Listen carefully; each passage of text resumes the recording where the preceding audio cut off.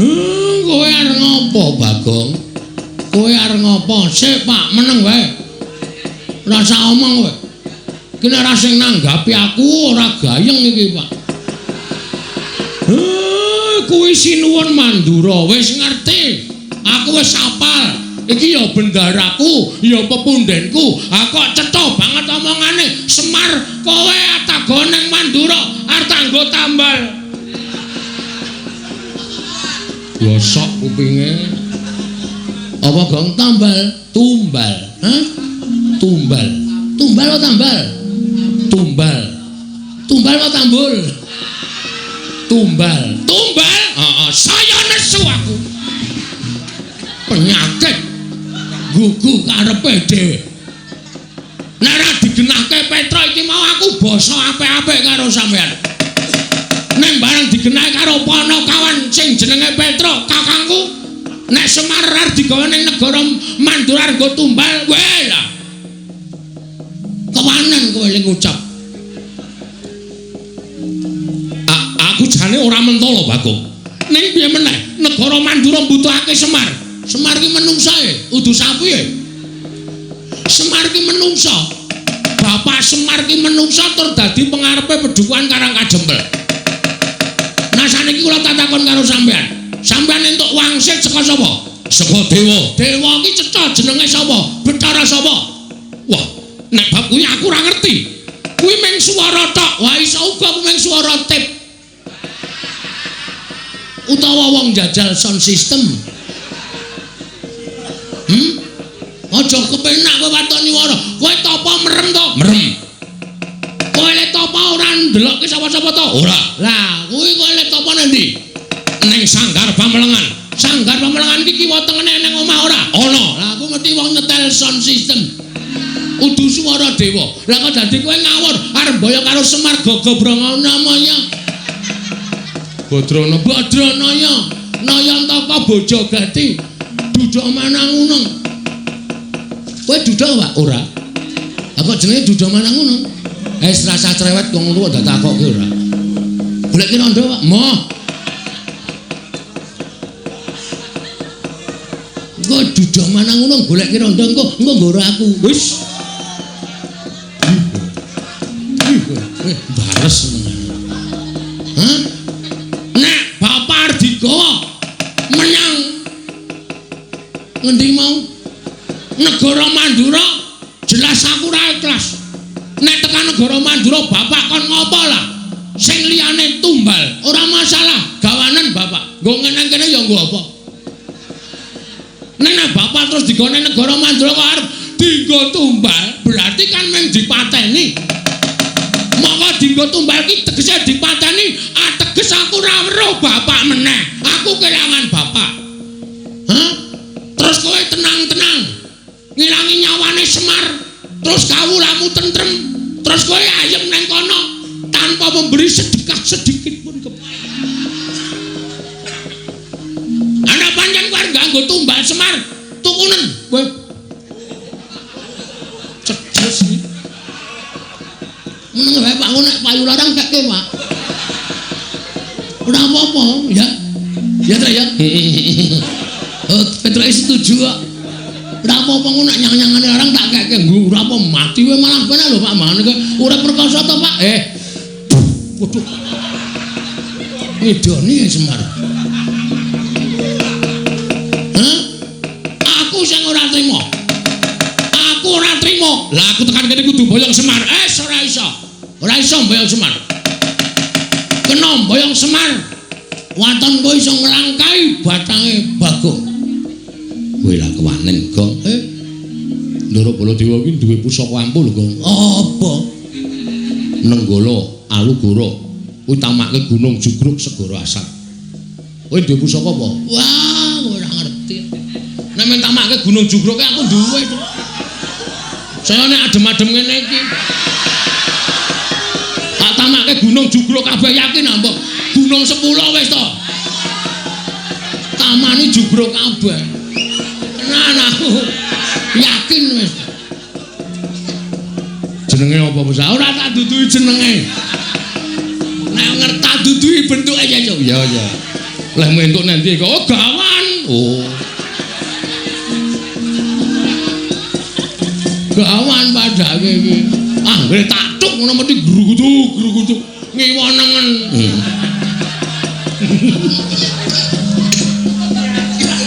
Syukur menggo ra kowe. Nan ora baen-baen. Aku ora wedi karo Baladewa ben pokoke arep boyong bapak lem aku ora entuk yakin sumpah. Nek ngono kowe mepalangi karepe Baladewa. Lho, mesti to. Genawe wangsulan ngene kok dikira ora mepalangi. Wah, dalah. Woi. Gawe kaget. Ngantos tratapan ati kula. Sedaya kawula padukuhan sami alok. Enten priyagung rawuh. Lah kok malah menika ndara-ndara kula lancur-lancur Pandhawa. Ndara Antasena kula ngaturaken bekti kula kunjung nggih Den. Ya Kakek Semar ndak tampa. Ngaturke bekti karo aku tiba padha-padha. Pamujiku katur ya nggih kula tampi. Dadosaken bingah raos sing manah. Ndara Gatotkaca wilujeng Den. Ya Kiai Semar Slamet Prabaku. Aku ngaturake sembahku katur. Kok ngawawahi adat. Kula niki ming batur, kula niki ming Panakawan nek sampeyan ngaturke bekti karo Semar. Mengke kula kuwalat. Ora, Kiai. Sembahku tampanono. Nggih kula tampi dawah sami-sami. Ndara Antarja wilujeng Den. Ya, Kiai Semar Slamet tekaku. Aku ngaturke basaku katur ya Kiai Semar. Nggih, kula tampi. Nala Gareng Petruk Bagong. Ndaramu padha rawuh. Ngaturna bekti karo bendaramu. Ndara Antasena bekti kula nggih Den. Nala Gareng tak tampa reng. Pangestuku tampanono. Kula pundi nggo jimat Ndara Gatotkaca bekti kula nggih Den. Yo Nala Gareng pangestuku tampanono. Nun nggih Ndara Antarja bekti kula nggih Ndara. Yo Nala Gareng tak tampa. Pangestuku tampanono. Nun nggih. Ayo truk urut. Ya. Ndara Antasena bekti kula. Ya truk tak tampa. Pangestuku ya truk nggih. Ndara Gatotkaca bekti kula. Ya Petruk tak tampa. Pangestuku tampanono. Ndara Antarja bekti kula nggih Den. Ya Petruk tak tampa. Pangestuku tampanono. Nggih. Ya Kong. Sing ngarep sapa? Antasena. Ndara Antasena bekti kula kunjung nggih Ndara. Ya Bagong tak tampa. Wah. Katon sumringah raimu. Calon dadi duta. Oh iya. Ya. Duta nendi? Dereng ngerti. Teng pundi niki mengke? Ya. Bekti kula nggih Den. Ya, Bagong tak tampa pangestuku tampanono ya Bagong. Nun nggih sangat angel kawula mriki dadosaken jimat paripe. Karata bindeng kowe. Pilek e. Oh iya. Ndara Gatotkaca bekti kula nggih Den. Ya Bagong tak tampa pangestuku tampanono. Nun nggih sangat anggen kawula mindu. Mundi. Apa? Mundi. Walik. Mundi dadosaken jimat. Sing mburi kae mboten Antarja kuwi ora apal rondarane kok ora apal to. Ora tau kepethuk. Ora tau ngekeki apa-apa barang. Ndara Antarja. Kae mbarepe Ndara Werkudara. Walah. Mbarepe Ndara Werkudara to? Heeh. Ndara Antarja bekti kula kunjung nggih Den. Ya Bagong tak tampa pangestuku tampanono ya Bagong. Nun nggih sanget anggen kawula dadosaken jimat. Sasampunipun lenggah ingkang sekeca menapa wigatosipun kuwi bapak wae, bapak. Bapak sing di kewajiban kuwi rasa dadak omong. Den matur nuwun.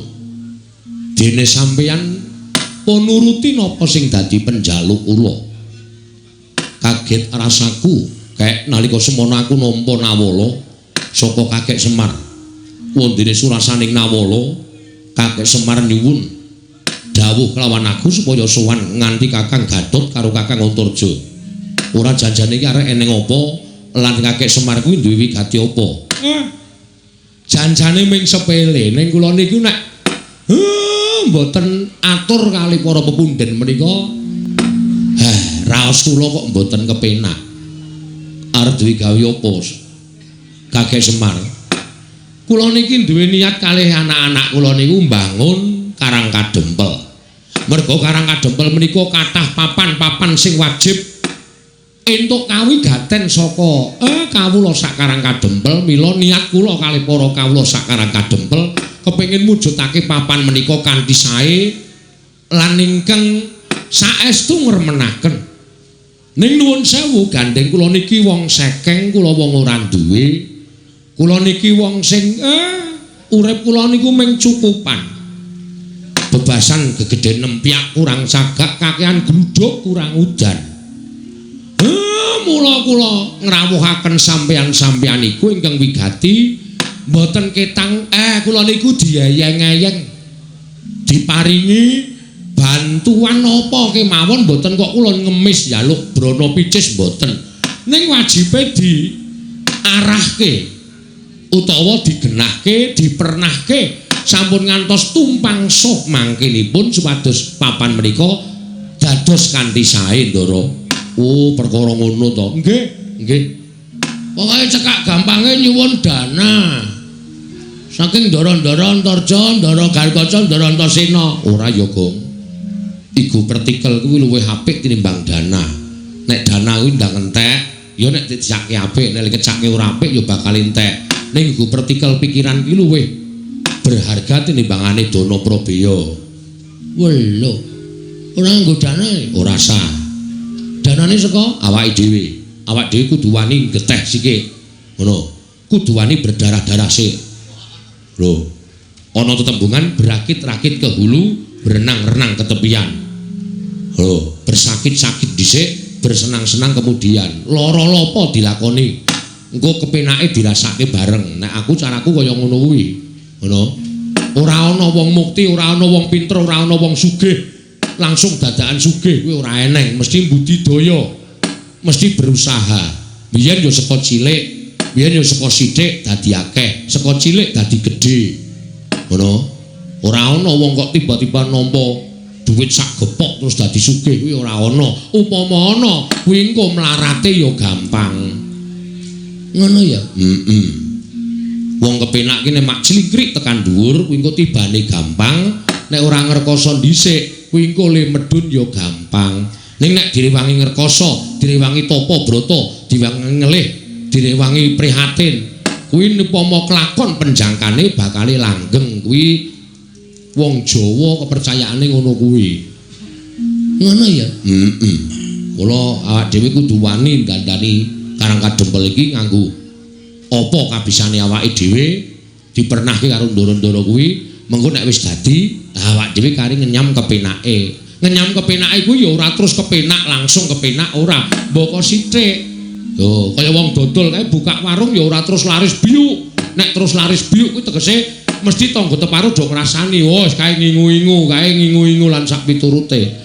Ning mboko sithik. Nek masakane digawe enak, panganane digawe murah, tur ya ladeni kanthi senyum ramah. Engko pelanggane akeh terus dadi kepenak. Ngono ya, Tru? Ha iya, kuwi falsafah Jawa ora kena ditinggalke. Kudu diugemi tenan. Oh iya. Ha iya. Milih saking menika, Ndara. Kula suwun sawetawis wekdal sampeyan mang lenggah sawetawis wonten ing Karang Kadempel.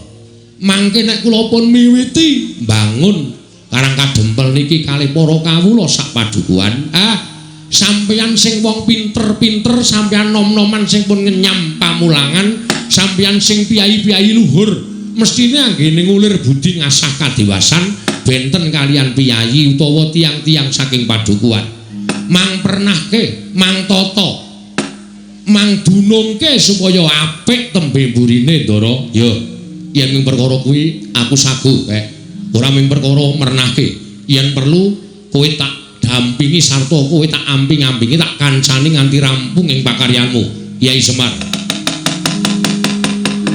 Tan samar pamoring sukma sinukmaya. Sinukmaya winayu ing asepi.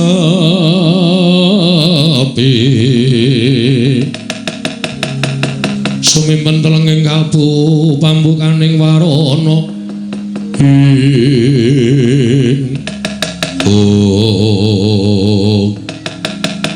Dereng ngantos paripurna Balwacana. Kasaro praptaning nata ing Mandura Prabu Baladewa ingkang dumrajog tanpa lalapan. Kyai Semar, aku sing prapta Kakang Semar uga kaget.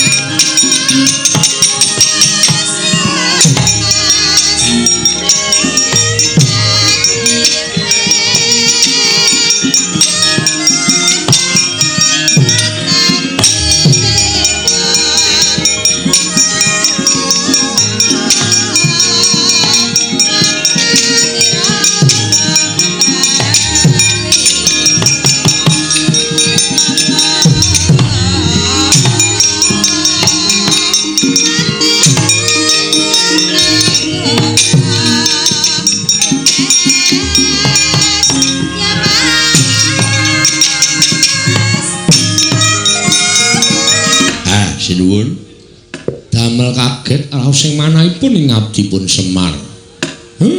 Tiyang Agung Baladewa. Sami wilujeng rawuhipun Den. Yo.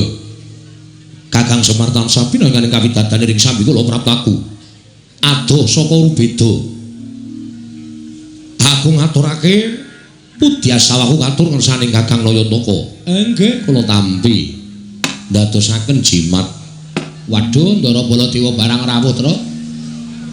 Ndara Baladewa bukti kula kunjung nggih, Den. Ndara Tiyang Agung.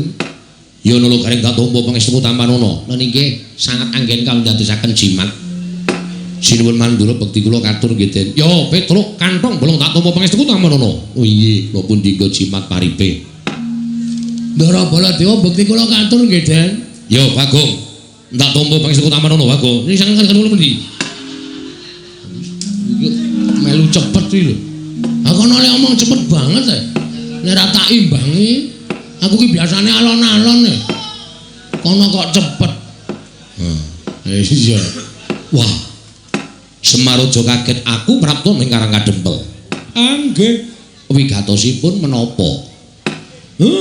Jejeripun Tiyang Agung mesinipun boten perlu rawuh enten Karang Kadempel. Cukup panjenengan utusan Nayaka Mandura nimbali dhateng kula. Hadan? Sumados sak mangke kula saged sowan ning kok dadak kraya-raya rawuh teng Karang Kadempel. Wigatosipun napa? Kakang Semar. Sawangen Baladewa Kakang Semar dina samengko iki nganti persasat kaya wis ora duwe pangarep-arep urip. Ngerti lamun wis ana 3 sasi iki negara Mandura ketaman pegebluk. Akeh para kawula ingin esuk lara sore ketiwasan, sore lara esuk tekaning pati. Mongko madal saring usada. Wis ora kurang-kurang nggonku ngrawake para Brahmana winasih sewa sugata miyang para nimpuna supaya nambak rengkaning praja parandening katindakake gagar wigartan antuk karya. Nganti adeking nata Mandura Baladewa disuraki dening para kawula sak negara Mandura. Sinenggo aku sawijining ratu ingkang ora bisa paring pengayoman marang kawulaku. Waduh, Kakang Semar. Mandura geger ngendi-endi papan padha untran-untran, ngendi-endi papan padha unjuk rasa. Merga ora nrimake nggonku ora bisa nyirep marang pagebluk ing tumama nang Praja Mandura. Salajengipun kados pundi? Nalika semana wanci ingkang tak tamtokake, aku nglakoni prihatin kanthi sarana sari narite sesemek ron raja mula bebantal boto sarimbak. Nalika semana ana wangsiting dewa ingkang paring sasmita lawan Baladewa supaya aku sowan marang Karang Kadempel nyuwun biyantu ning Kakang Semar. Lah namung sak kula. Terus kula kenapa cobi kula badhe nyuwun priksa. Kula kadhawan menapa? Ya mung aku yen bakal bloko karo Kakang Semar iki mau, rasaku ora kepenak. Rasaku ora tekan. Ning yen to ngelingi kahanan negaraku, paripaksa aku kudu kuat lan tekan matur marang ngersaning Kakang Nayantaka. Nggih, mboten napa-napa, mboten napa-napa. Mang paring pangandikan. Nek pancen Semar kudu dadi srana waluyaning Praja Mandura nggene ketaman pegebluk, kula mboten napa-napa, mang dawuh napa kula nderek. Sampun malih to kadhawuhan minggah gunung. Nadyan kula kadhawan jegur segara, kula purun waton dados waluyanipun negara ing Mandura. Kula kadhawan beto barang ing awrat kula sagah nglampahi, kula kadhawan mlampahi ing tebih kula mboten badhe selak. Waton ndika Ndara Baladewa paring dawuh. Ning yen aku matur apa Kakang Semar ora kogel penggali luwe-luwe. Penggalihmu ora pingget mergo atuh ing Baladewa. Den, kula niki nek upama ngrasake pinggeting ati, wis tatas runtang-ranting ati kula. Kula niku momong para Pandhawa ora pisan ora pindho digawe gela, kula ya ora apa-apa. Momong Ndara Janaka ora pisan ora pindho digawe kagol ati kula ya ora pingget, ati kula ya ora serik. Upama kula niku ngopeni rasa mangkel, ngopeni rasa sing pinggeteng ati, mbok menawa kula wis minggat saka Ngamarta. Kula wis wegah momong para Pandhawa. Ning gandeng tumrap Semar wong urip ing alam padhang menika, apik-apike wong urip niku nek linambaran sabar, tuwene ikhlas. Nadyan disebut niku gampang dilakoni angel. Ning apik-apike wong nek iso nglakoni watak sabar lan ikhlas niku dadi mantasaning menungso, dadi mustikaning titah. Mila monggo kula aturi paring dawuh Semar kapurih napa? Aja lara ati aku tak matur marang saniki Kyai Nayantaka. Nggih, mangendika mboten napa-napa. Wanter dawuhing Dewa ing dak tampa. Nalika semono metu marganing pasumenan. Sasmita dumeling tan ana ing karna swara ingkang tanpa wujud ngandhakake yen to aku kudu iso mboyong marang Kakang Semar prapteng negara Mandura. Lah kersane nek mung diboyong wae kula purun mawon. Terus sakniki kula memperjelaske mawon. Kersane napa? Napa Semar teng mriku ajeng ken ndongani? Napa Semar teng mriku ajeng ken ngabulke napa? Niku rak cethane dadi kula nggawa uba rampe saka omah menyan dupa lan sak piturute. Supaya mengke teng mriku mboten pripun-pripun, mboten golek-golek lan sak piturute. Kakang Semar. Kula. Wah, rasaku kok ora mentala. Ampun ngoten to. Sampeyan nek mboten mentala ngiklaske patine kawula pirang-pirang saben dina mati, nyawa kawula Mandura ming perkara sampeyan mboten mentala sampeyan ngiklaske patine kawula sampeyan. Saya ala, saya elek kanalindran sampeyan, saya mboten prayoga cacating para kawula teng sampeyan ki dadi nalindra. Kakang Semar. Aku mboyong Semar putrane marang negara Mandura dawuhing Dewa. Dina samengko Semar kudu dadi tumbal ana negara Mandura, Semar Putranaya.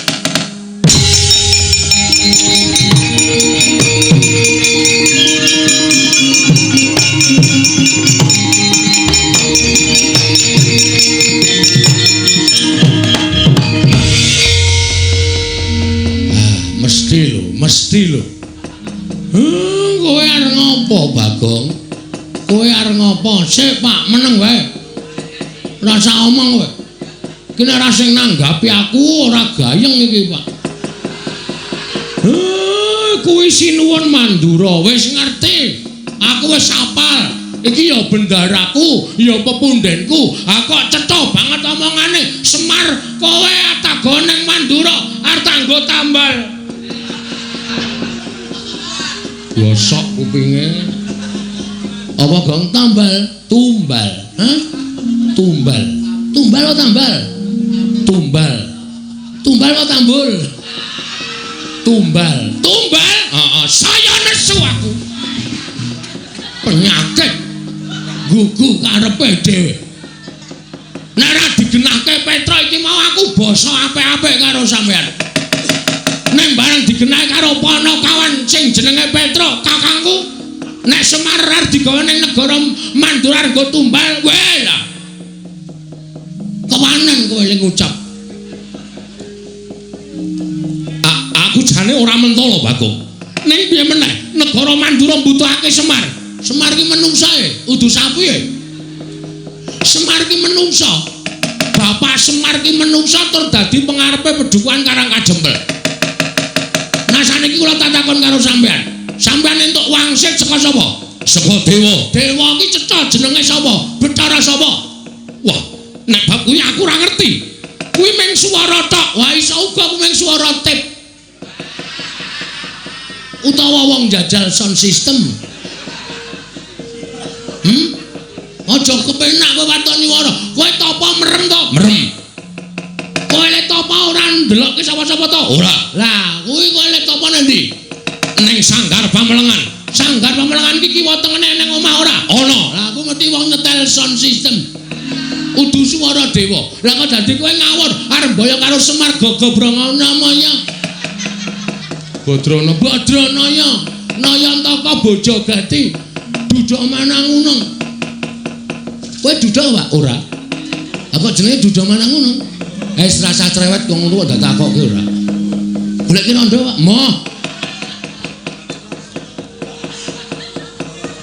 Engko duduk Manangunung goleki rondo engko nggo aku. Wis. Bares.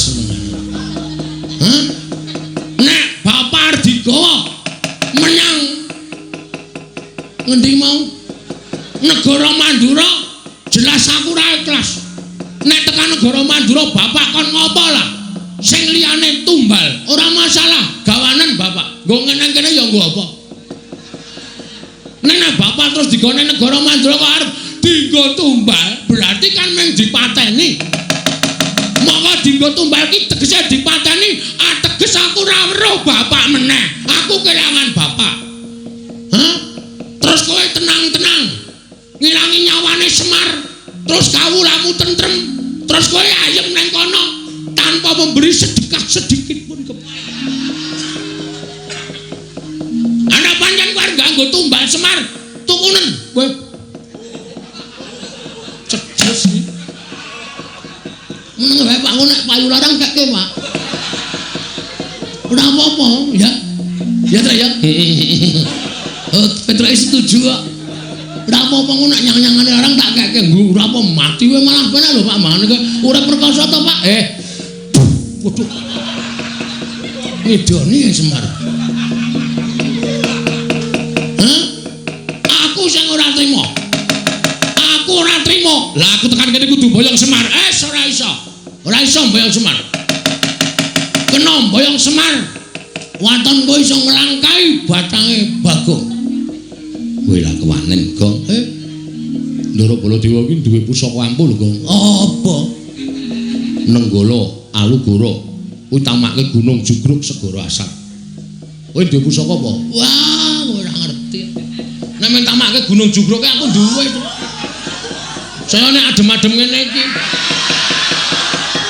tak tamake Gunung Jugruk kabeh yakin mbok Gunung 10 wis to tamani Jugruk kabeh tenan aku yakin wis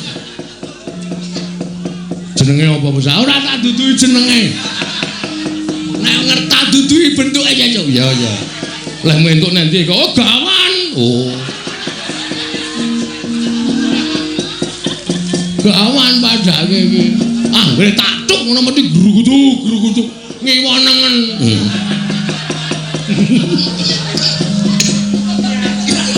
syukur menggo ra kowe nan ora baen-baen aku ora wedi karo Baladewa ben pokoke arep boyong bapak lho aku ora entuk yakin sumpah nek ngono kowe mepalangi karepe Baladewa lho mesti to genah wis wangsulan ngene kok dikira ora mepalangi wah dalah weh nek meng bengok wae iso aku apa dume Baladewa weh brenal panane jajan sebentar lho wani arep ngono apa aku ya iso kok aja pamer swara nang kene sero aku cangkeme mbok aku nyepelekke ora Bong ku ndak kriwikan dadi grojokan geguyon dadi tangisan lho sing sabar terus kan piye alon-alon iki wis mulai adem lho Tru kena ora disemangati ngono iki lho sindane wis do krudung taplak kabeh iki kepiye to kok dadi loro iki jan wis wis kokean iki Tru sing loro diglundungke mrono wae kok mesake ora jero banget ya ora aja angu-angu lho Pras kok nganti ngono kok nek yo saka kono wae dikai godhong medun ora ngono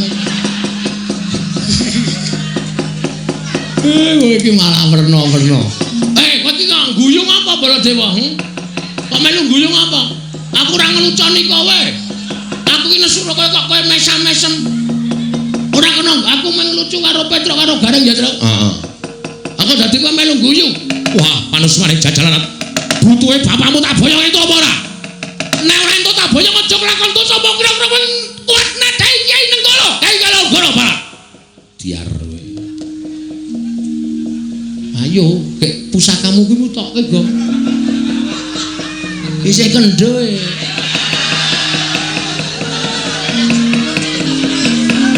burung tak empake jarene iso nggo nuthuk gunung ha iki nek ora dimatke ya nggo nuthuk ya ora jugruk mung kaya wong keplok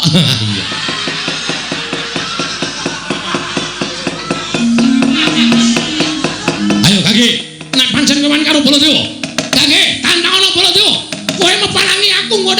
Semar Badrana aja nglakon dosa Bagong. Nang endi papan neter Katidayan?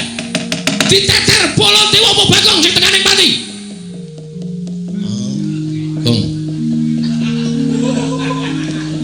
Ngopo kok mundur? Teratapane aku. Terus? Oke. Isin ditonton karo Petro karo Gareng. Iwas bengok-bengok kok ora wani. Oke, nanti papane wong neter Katidayan. Bagong. Mundur. Ngapa, Pak? Mundur. Aja dipisah, Pak. Aja dipisah. Ora tak pisah, mundura. Aku wani, Pak. Ya aning mundura.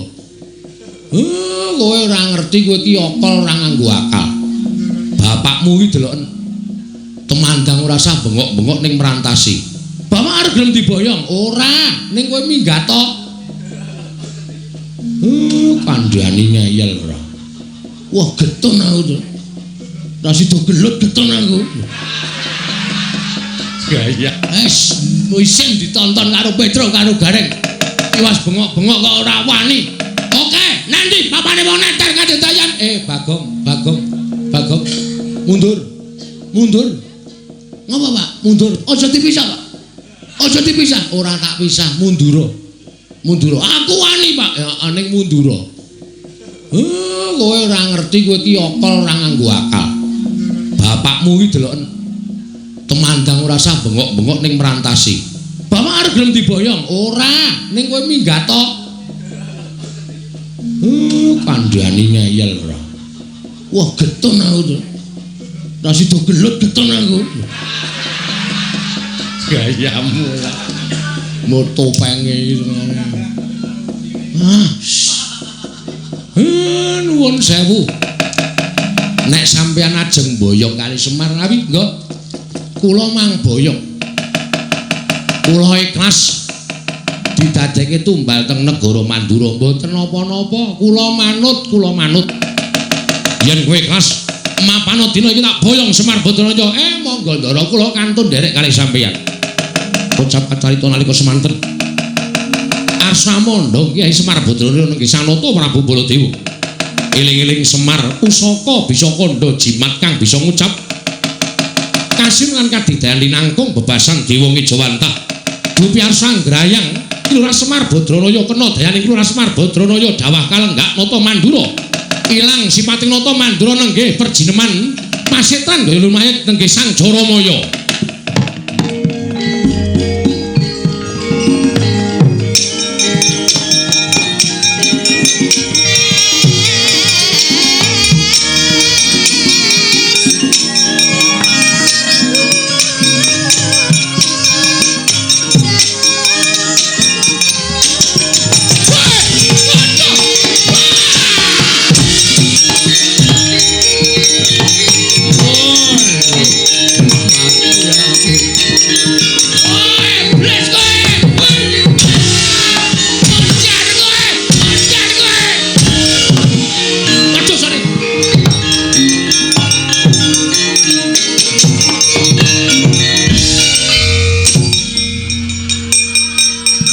Ya ngawur to, Gong, saking mempeng kowe.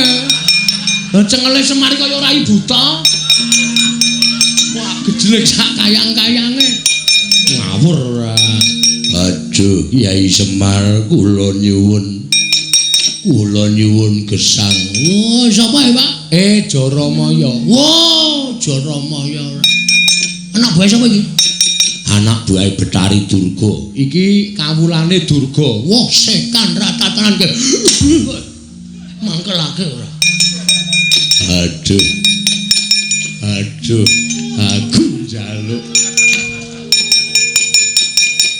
Aku njaluk urip Semar. Aku njaluk urip aduh. Kowe iki ngopo? Kowe iki ngopo ora tak kabak-kabake? Aduh, mati aku. Aduh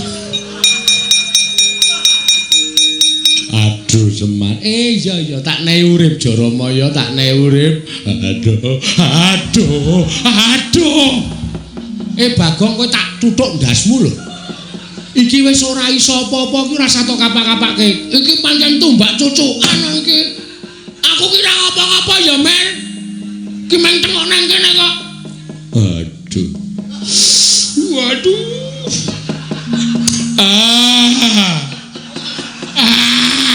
Bagong, lah we iki jan wis iki tumbak cuk. Ki tanganku nang dhuwur wis lho. Ora ngapa-ngapa. Aduh.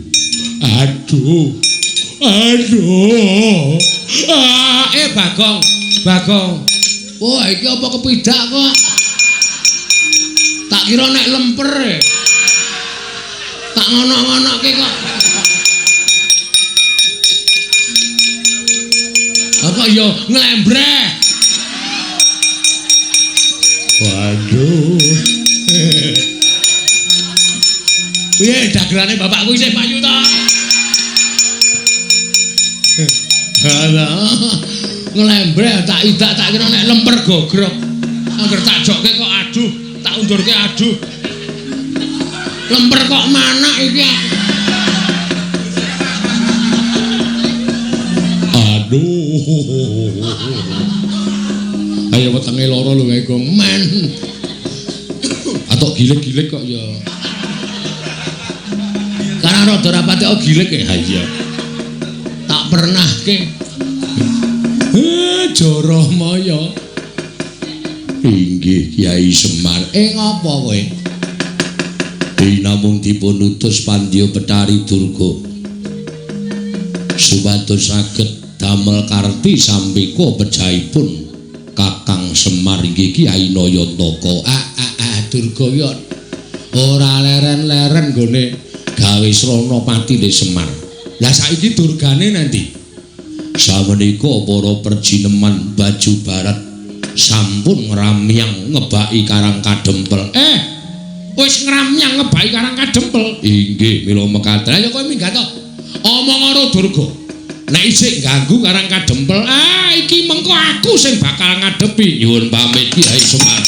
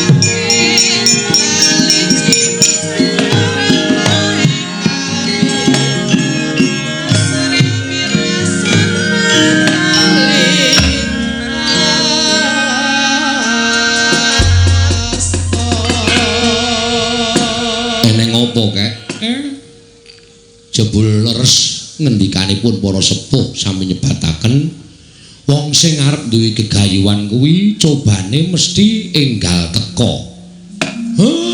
Jebul niki wau Sinuwun Mandura ketoke blegere nata Mandura bareng kula sebda lah kok wujud Jaramaya matur nek Durga ali sak wadyabalane pun ngramyang teng Karang Kadempel. Kuwi lah dal.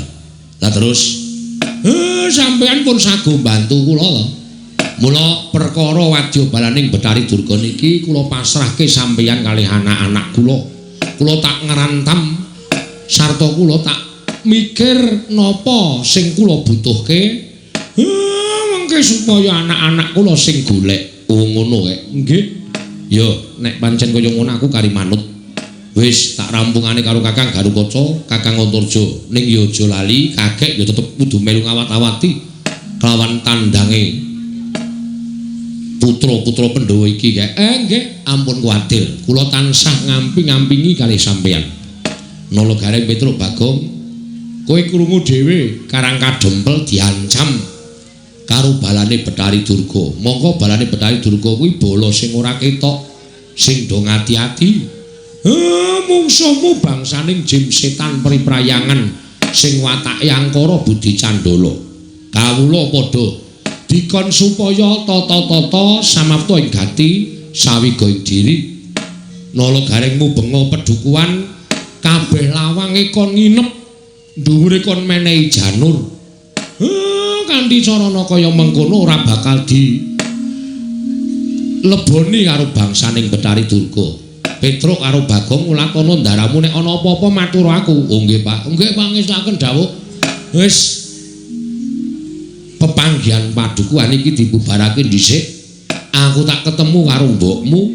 Tak jake itung-itung babakan garap kahanan Karang Kadempel. Oh nggih ngestaken dawuh. Karawitan Karang Kadempel kon ngiringi Bapak Semar. Oh nggih Pak. Wah jan. Kaya gendinge napa Pak? Gugur gunung. Ora wangun. Paling ora ya ladrang apa ketawang. Kuwi sing apik. Kuwi Tangerang. Ketawang kok Tangerang ora. Apa manut aku ki ora ngerti aku ki isane ming pangkur. Aku ki isane ming pangkur nek liyane Petruk kuwi sing menguasai. Nggih. Santi Mulya mawon Pak. Kuwi cocok kuwi. Santi aku cocok. Santi Mulya. Wis. Wis kono gek dunekke grombyang-grombyang.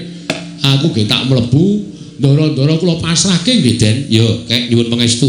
Kyai Semar nyuwun pangestu. Kyai Semar nyuwun pangestu. Nggih ngatos-atos. Mugi-mugi lebda ing karya ndara. Purna gati ning pananggilan. Kira Semar sumlebet madyaning pendhapi padukuhan katurun saking Mandrawa. Sadaya para kawula padukuhan tansah ngrepekaken kidung suci Santi Mulya.